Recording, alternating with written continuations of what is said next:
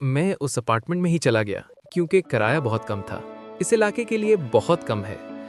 कमरा छोटा था, दीवारें पुरानी थीं, रोशनी कमजोर थी, लेकिन मुझे एक जगह की जरूरत थी, इसलिए मैं ठहर गया। रात ठीक 11:47 पर मैंने शोर सुना। कोई कुर्सी घसीट रहा है अगले फ्लैट से। फिर आहिस्ता कदम, चप्पल की आवाज नहीं आती। मैंने सोचा शायद पड़ोसी अभी अंदर चला गया है। मैंने सोने की कोशिश की। अगली सुबह जब मैं दफ्तर गया तो मैंने अगले फ्लैट की तरफ देखा। नंबर 304। दरवाजा बंद था। बाहर जूते नहीं, कोई आवाज नहीं, बहुत खामोश।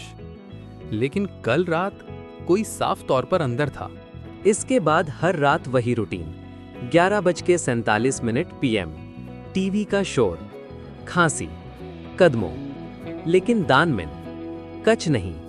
मैंने अपने पड़ोसी को कभी नहीं देखा, एक बार नहीं।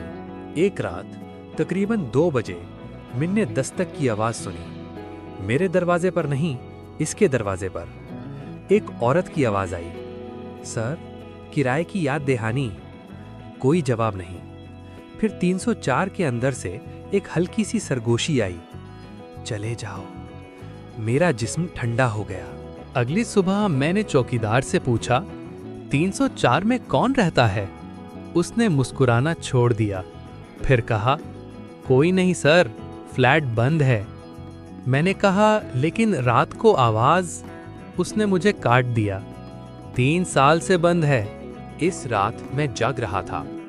सुबह 3:30 बजे टीवी की आवाज फिर शुरू हुई, बहुत ऊंची आवाज में। फिर कदमों की चाप करीब आ गई, मेरी दीवार के करीब। फिर दस्तक, दस्तक, दस्तक, दीवार के अंदर से।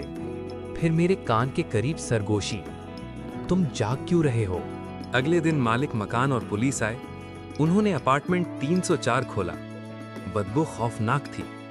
फ्लैट खाली था, कोई फर्नीचर नहीं, कोई टीवी नहीं, लेकिन फर्श पर खाक थी, और इस खाक में ताजा कदमों के निशानात। सिर्फ एक सेट, सीधा मेरी दीवार की तरफ जाता है। मालिक मकान खामोशी से बोला, आखिरी किरायादार यहां मर गया था 3 साल पहले, दिल का दौरा। फिर इसने मजीद कहा, वो शोर की शिकायत करता था पड़ोसी के फ्लैट से। मिन ने बीमार महसूस किया। उस रात मैंने अपना बैग पैक किया। 11:47 पर मैंने अपना दरवाजा बंद कर लिया। मेरे पीछे मैंने आवाज सुनी, मत जाओ।